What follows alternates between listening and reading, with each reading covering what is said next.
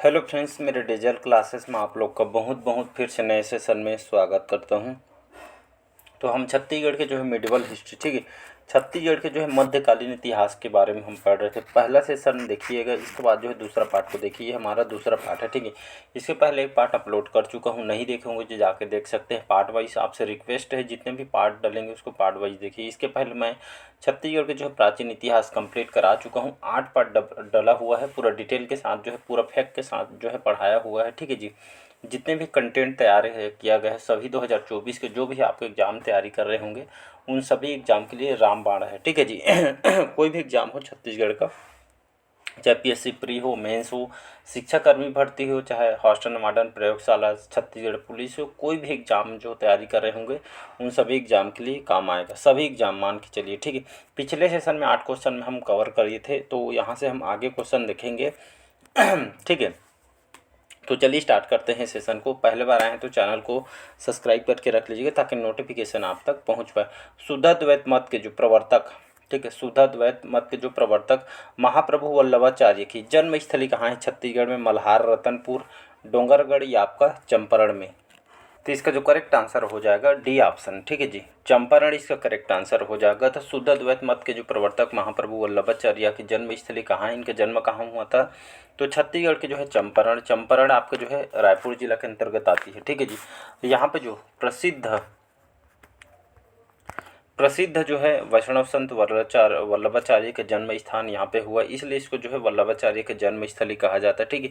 ये आपका CGPSC pre 2015 Vyapam Houston modern, ठीक है, हॉस्टन मॉडर्न 2016 के पेपर में आया हुआ है और आपके पीएससी प्री 2015 के पेपर में आया है, ठीक है जी। कंटेंट पे मैं ज़्यादा फोकस करता हूँ, ठीक है। ऐसा मतलब कंटेंट आपका जो है अच्छा इसलिए लाया जाता है, जैसे आपके एग्जाम में हूबहू क्वेश्चन आपसे पूछे जाते हैं उसी हिसाब से कंटेंट को तैयार किया गया। तो 2024 के जो भी आप एग्ज़ाम तैयारी कर रहे होंगे उन सभी एग्ज़ाम के लिए इम्पोर्टेंट है।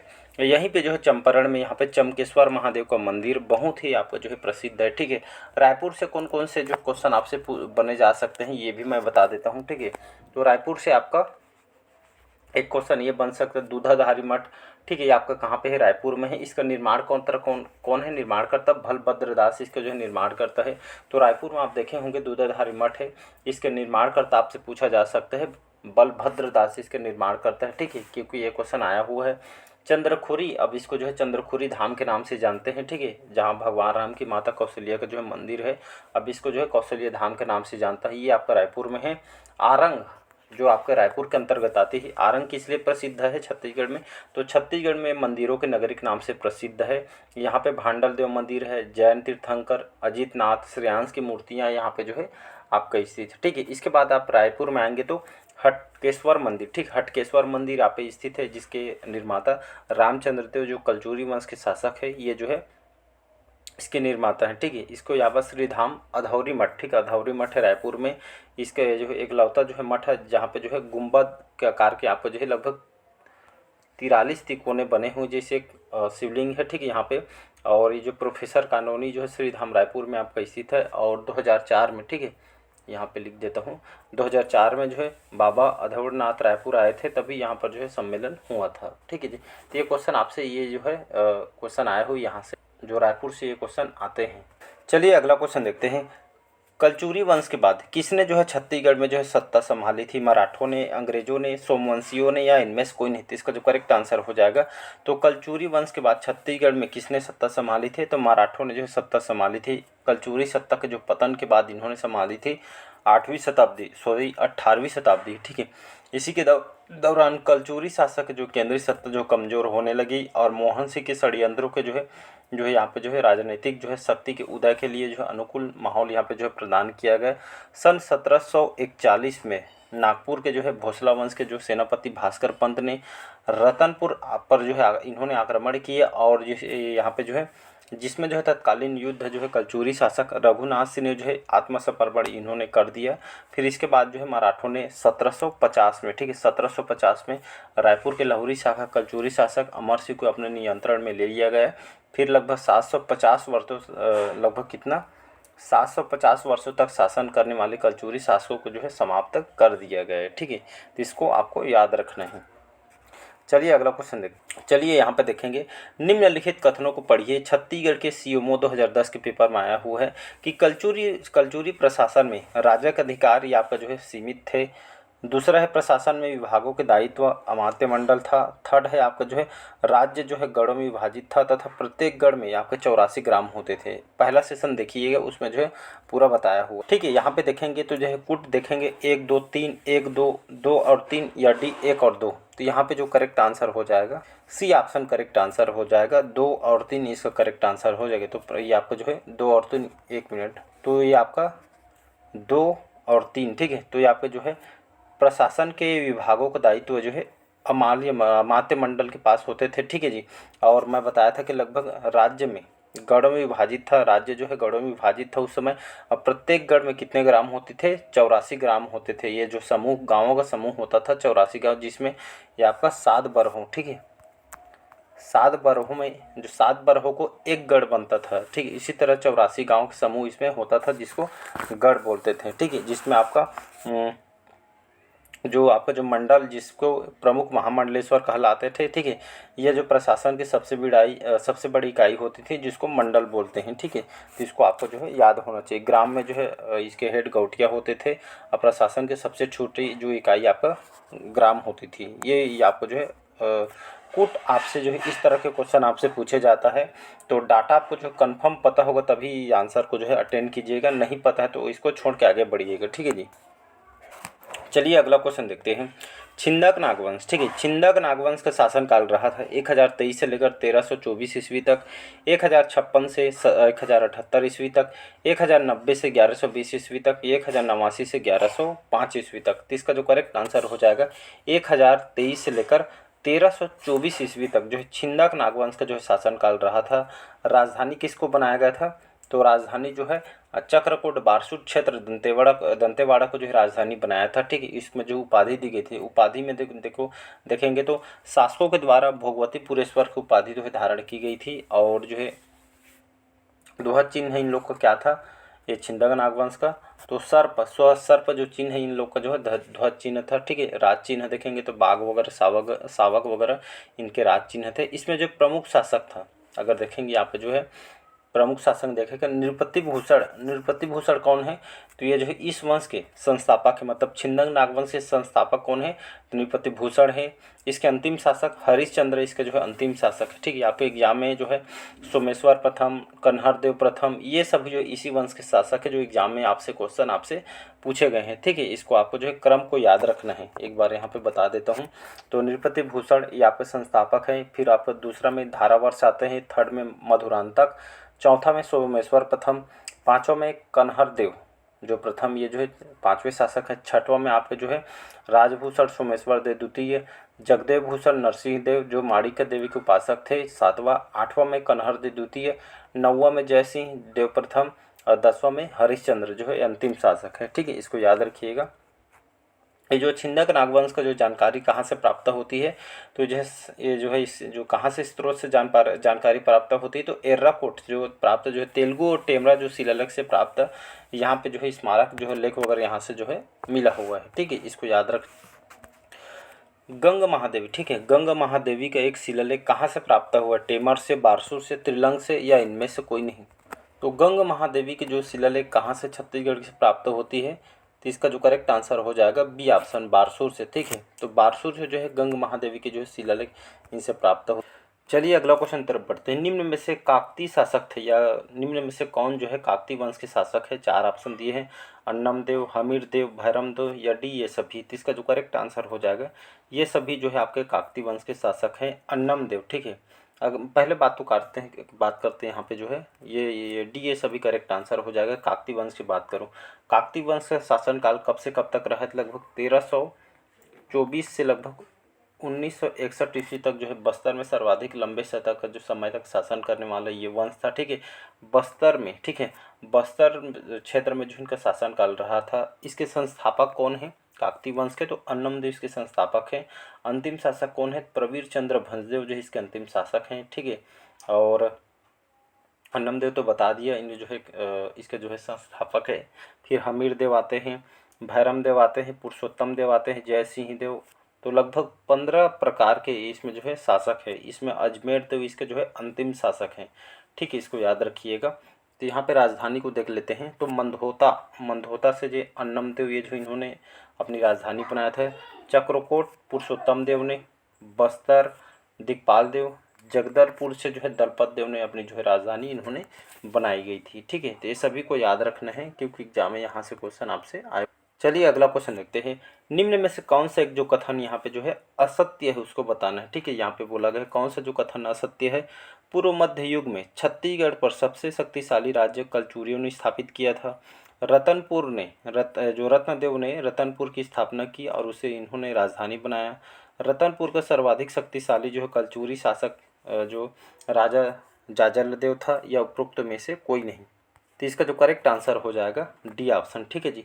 तो यहाँ पे जो कौन सा कथन असत्य है, तो इनमें से कोई नहीं, कोई भी जो कथन यहाँ पे जो है असत्य नहीं है। सभी के बारे में आपको जो है बता चुका हूँ। ठीक है, तो याद रखिएगा सभी जो है ये आपके कथन है, कोई भी जो है असत्य नहीं है, सारे कथन आपको पता होना चाहिए। अगला क्वेश्चन देखते हैं। रतनपुर के किस कलचुरी राजा के जो सेनापति थे जुगपाल देव, ये जगपाल देव हैं, इन्होंने राजिम के राजलोचन मंदिर का पुनरुद्धार किया था। तो यहाँ पे बोला जा रहा है कि रतनपुर के जो कौन से कलचुरी जो शासक है जो सेनापति जगपाल देव ने राजिम के राजलोचन मंदिर का जो है पुनरुद्धार किया था। तो इसका जो करेक्ट आंसर हो जाएगा पृथ्वीदेव द्वितीय। ठीक है, इसका बी ऑप्शन करेक्ट आंसर हो जाएगा। कई बार बता दूँगा। तो रतनपुर के जो कलचुरी शासक है आपका रत्नदेव द्वितीय। ठीक है, यहाँ पे रत्नदेव द्वितीय रहेगा, यहाँ पे रत्नदेव द्वितीय, यहाँ पे पृथ्वीदेव द्वितीय रहेगा। ठीक है, यहाँ पे मैं जो है बी ऑप्शन में कंफ्यूज हो रहा था, तो इसका पृथ्वीदेव द्वितीय करेक्ट आंसर हो जाएगा। तो रतनपुर के जो कौन से कलचुरी शासक पृथ्वीदेव द्वितीय जो सेनापति थे, आपका जुगपाल है, आपका जगतपाल है। ठीक है, इन्होंने जो है राजिम के जो है राजूलचंद मंदिर का जीर्णोद्धार इन्होंने या पुनरुद्धार इन्होंने किया था। छत्तीसगढ़ के सीएमओ में क्वेश्चन आपसे पूछा गया। ठीक है जी। तो पृथ्वीदेव द्वितीय इनको जो सेनापति थे जगतपाल, इन्होंने विलासतुंग द्वारा स्थापित राजीलोचन मंदिर का जीर्णोद्धार इन्होंने कराया। कई बार एग्जाम में क्वेश्चन आया हुआ है। ठीक है, इनके द्वारा जो है अभिलेख सर्वाधिक अभिलेख प्राप्त हुए हैं जिनकी संख्या 13 है। ठीक है, सबसे ज़्यादा जो है इन्हीं के शिलालेख प्राप्त हुए हैं। ठीक है जी। इनके द्वारा स्वर्ण और रजत के सिक्के भी इनके द्वारा जारी किया गया था। ठीक है, इनके शासनकाल में ही रतनपुर जिले का जो है निर्माण किया गया था। गज किला के नाम से जाना जाता है। इनके जो है जिसमें रावण की ऐसी मूर्ति यहाँ पे स्थित है जो स्वयं के सिर यहाँ पे जो है काट रहा है। ठीक है जी। इनके शासनकाल में रतनपुर के जो है खड़क तालाब का जो है निर्माण करवाया गया था। इनके शासनकाल में जो है इनके जो सामंत वल्लभ राज ने खारंग झील का निर्माण कराया। इनके जो सामंत है ब्रह्मदेव ने संबलपुर में नरसिंहनाथ और जो है नरसिंहनाथ देखे होंगे। ठीक है जी। और नारायणपुर में जो है धुरजरी मंदिर जो है डूमर महल का जो है इन्होंने जो है बनवाया था। ठीक, बहुत सारे जो है काम इन्होंने करवाए गए हैं। ठीक है जी, इसको याद रखना है। नेक्स्ट क्वेश्चन, अगला क्वेश्चन देखते हैं। छत्तीसगढ़ पर पहला मुस्लिम आक्रमण किया था जहांगीर ने, कुतुब शाह ने, शाहजहां ने, महमूद खिलजी ने। तो याद रखिएगा इसका जो है डी ऑप्शन हो जाएगा। महमूद खिलजी एक मुस्लिम शासक था। इन्होंने सबसे पहले बार जो है ये आपका जहाँ पे शब्द पहला आता है तो अपने आप में इंपॉर्टेंट हो जाता है। ठीक है, तो महमूद खिलजी जो है एक मुस्लिम शासक था और छत्तीसगढ़ पे इन्होंने ये इसने ही जो है हमारे छत्तीसगढ़ में जो है पहले बार आक्रमण यहाँ पे किया था, इसलिए बहुत इंपॉर्टेंट क्वेश्चन। चलिए अगला क्वेश्चन देखते हैं। 18वां क्वेश्चन है भोरमदेव मंदिर। आप जानते होंगे भोरमदेव मंदिर, बहुत सारे क्वेश्चन यहाँ से पूछते हैं। तो भोरमदेव मंदिर का निर्माण किस फड़ी नागवंशी शासक ने करवाया था? अहिराज ने, धरणीधर ने, गोपाल देव ने या महिम देव ने? तो इसका जो करेक्ट आंसर हो जाएगा, तो भोरमदेव मंदिर का निर्माण किसने कराया था? तो इसका जो करेक्ट आंसर हो जाएगा फड़ी नागवंशी शासक गोपाल देव। सी ऑप्शन करेक्ट आंसर हो जाएगा। गोपाल देव एक जो है फड़ी नागवंशी शासक है। इन्होंने जो इसका निर्माण करता है, इसका निर्माण इन्होंने कराया था। निर्माण लगभग 1089 ईस्वी। ठीक है ना, 1089 ईस्वी में लगभग 11वीं सदी में इसके द्वारा निर्माण कराया था भोरमदेव मंदिर, जो काफ़ी कवर्धा में स्थित है। ठीक, कहाँ पे? कवर्धा में, ग्राम छपरी के निकट चौरा गांव में जो है आपका स्थित है। ठीक है, इसी जो मध्य प्रदेश के खजुराहो के समान होने के कारण छत्तीसगढ़ के खजुराहो के संज्ञा इसको दिया जाता है। नागर स्थापत्य कला में जो है चंदेल शैली में जो है इसको निर्माण करवाया गया है और हर साल यहाँ पे जो है भोरमदेव उत्सव यहाँ पे जो है मनाई जाती है। ठीक है, यहाँ पे जाएंगे तो आपको जो है मड़वा महल है, छेरकी महल है, पचराही, ये सभी जो आपको जो है यहाँ पे देखने को मिलेगा। कई बार ये एग्जाम में यहाँ से क्वेश्चन आया हुआ। चलिए कहते साथ क्वेश्चन आ भी गया है, तो एक क्वेश्चन के साथ कई क्वेश्चन तैयार होते हैं, इसलिए कहीं भी पढ़िए पूरा फैक्ट के साथ पढ़िएगा, तभी आपका जो काम का क्वेश्चन पढ़ के आगे बढ़ने कोई मतलब भी नहीं। ठीक है, तो आप खुद पढ़ सकते हैं। तो जहाँ पे फैक्ट फैक्ट के साथ पढ़ाया जाता है वहीं पढ़िए, ठीक है। क्योंकि एक क्वेश्चन से यहाँ पे बता दिए भोरमदेव से एक ही क्वेश्चन आपसे नहीं पूछा जाएगा कि भोरमदेव मंदिर कहाँ है, तो भोरमदेव का निर्माण कब हुआ है, इसके किसने निर्माण करा है, कौन से सदी में बनवाया गया है, ठीक है। और ये आपका जो है किस जो है चंदेल शैली में जिसको निर्माण कराया गया था, मड़वा महल कहाँ पे है, छेरकी महल कहाँ तो इस तरह को क्वेश्चन आपसे पूछते हैं, ठीक है जी। इसीलिए फैक्ट के साथ इसको जो है पढ़ाता हूँ मैं, ठीक है। तो आपसे जो है अगर कवर्धा से कोई भी क्वेश्चन आपसे पूछे तो सभी क्वेश्चन आपसे बनना चाहिए, ठीक है जी। तो मड़वा महल जो भगवान शिव जी का मंदिर है, ठीक है जी, मड़वा महल जो भगवान शिव जी का जो है समर्पित है मंदिर। तो ये इसका जो निर्माण है फड़ी नागवंशी कौन से शासक ने करवाया था, रामचंद्र ने, भौम ने, भोज ने या लक्ष्मण ने, ठीक है। तो मड़वा महल जो है पहले बात तो मड़वा महल कहाँ पे है, तो ये आपका जो है कवर्धा में स्थित है, ठीक है जी। और मड़वा महल लगभग 1349 ईस्वी में, ठीक है, 1349 ईस्वी में जो है फड़ी नागवंशी शासक रामचंद्र देव द्वारा, ठीक है, रामचंद्र देव है, तो रामचंद्र देव के द्वारा इसको जो है निर्माण कराया गया था। मड़वा महल को जो है दूल्हा देव के नाम से इसको जो कहा जाता है। कवर्धा महल के मुख्य प्रवेश द्वार को जो है हाथी दरवाजा के रूप में इसको जाना जाता है, ठीक है, जिसके निर्माणकर्ता महाराजा धर्मराज हैं, ठीक है। और यहाँ पे जाएंगे तो छेरकी महल है, ठीक है, मड़वा महल के पास छेरकी महल है, ये जो है एक भगवान शिव जी का मंदिर है। इसी महल के आसपास यहाँ पे बकरी की गंध वगैरह आती है, इसलिए इसका नाम जो है छेरकी महल कहा जाता है। इसके बाद जाएंगे पचराही, जहाँ पे जो फड़ी नागवंशी से संबंधित है पचराही, ठीक है जी। तो ये सभी क्वेश्चन आपके एग्जाम में बार बार क्वेश्चन पूछे जा। चलिए आज का लास्ट क्वेश्चन देखते हैं, नंबरिंग मिस्टेक है, 20वां क्वेश्चन है ना अभी 19वां क्वेश्चन देखें, 20वां है, नंबरिंग मिस्टेक है। तो रत्नदेव प्रथम का शासनकाल कब से कब तक रहा है जी, 1040 से 45 से, 1045 से 65 तक, 1065 से 70 से, 1070 से 75 तक। तो इस शासनकाल को भी आपको पता होना चाहिए कि जो रत्नदेव प्रथम है इनका शासनकाल कब से कब तक रहा है, तो 1045 से लेकर 1000 जो है 65 ईस्वी तक इनका शासनकाल रहा है। और इनके द्वारा बहुत सारे क्वेश्चन आपसे पूछे गए हैं, मेंस तक के, पीएससी में, व्यापम में, बहुत सारे एग्जाम में इनसे क्वेश्चन बने हैं। तो चलिए इसको लाइन से हम देखते हैं पहली बात इनके कार्यकाल मैंने बता दिया कि 1000 जो है 45 से 1065 तक इनका कार्यकाल रहा है। राजधानी इन्होंने किसको बनाया था, तो रतनपुर को। इन्होंने 1050 ईस्वी में, ठीक है, इन्होंने जो है रतनपुर नगर की स्थापना की और अपनी राजधानी बनाया। इन्होंने तुमाड़ के स्थान पर रतनपुर को जो है अपनी जो है राजधानी इन्होंने बनाया। तुमाड़ राजधानी से किसने किसने शासन किया, तो ये आपका कलिंग राज, कमल राज और आपका रत्नदेव। ये जो के आर इसको याद रखिए, कलिंग राज, कमल राज और रत्नदेव। छत्तीसगढ़ पे इन्होंने शासन किया और तुमाड़ राजधानी से इन्होंने जो है शासन किया, ठीक है। और इनके द्वारा कौन कौन से जो है निर्माण करवाए गए थे, जैसे आपका महामाया मंदिर बहुत फेमस है, रतनपुर में है, ठीक है। ये जो है 11वीं शताब्दी में इन्होंने बनवाया था। महिषासुर मर्दनी है, कहाँ पे है, लाफागढ़ में है, इन्होंने बनवाया था रत्नदेव प्रथम ने। इनके जो है साम्राज्य देखेंगे तो साम्राज्य विस्तार इन्होंने 1055 ईस्वी में सोमवंशी शासक उद्योग केसरी जो महाभगुप्त चतुर्थ को इन्होंने जो पराजित किया और सिरपुर क्षेत्र को कलचुरी साम्राज्य में इन्होंने जो है शामिल किया, ठीक है। इसके बाद जो है कोमोमंडल जो अधिपति जो वजुवर्मन को जो कन्या थे नन्नल से विवाह किया इन्होंने, और उनके कोई उत्तराधिकारी नहीं होने के कारण उत्तर पूर्व जो बिलासपुर जो अभी पेंड्रा क्षेत्र है इसको रत्नदेव को जो है प्राप्त हुआ, ठीक है जी। और रतनपुर को तालाबिक नगरी या टैंक ऑफ सिटी के रूप में जो है प्रसिद्ध किया इन्होंने कहा जाता है, ठीक है। तो इनसे इसलिए बहुत सारे क्वेश्चन आपसे पूछे जाते हैं रत्नदेव प्रथम से, ठीक है। तो रतनपुर को अन्य काल में अलग अलग नाम से जैसे जाना जाता था, ठीक। महाभारत काल में जो है इसको जो है मणिपुर के नाम से जानते थे, त्रेता युग में मणिकपुर, इसलिए यहाँ पे जो है अलग अलग काल में जो है इसको अलग अलग अपने नाम से जाना जाता है, ठीक है जी। तो चलिए आज के सेशन आज हम यहीं तक रखेंगे, काफ़ी वीडियो लंबा हो जाएगा। कैसा लगा सेशन ज़रूर बताइएगा। पहले पार्ट देखिए, इसके बाद जो है दूसरा पार्ट को देखिए, आपसे रिक्वेस्ट है, ठीक है। Thank you.